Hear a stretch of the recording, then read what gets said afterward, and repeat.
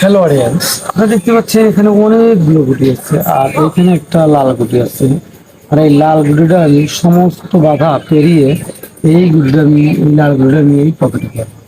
তাহলে দেখুন, কঠিন একটা শট।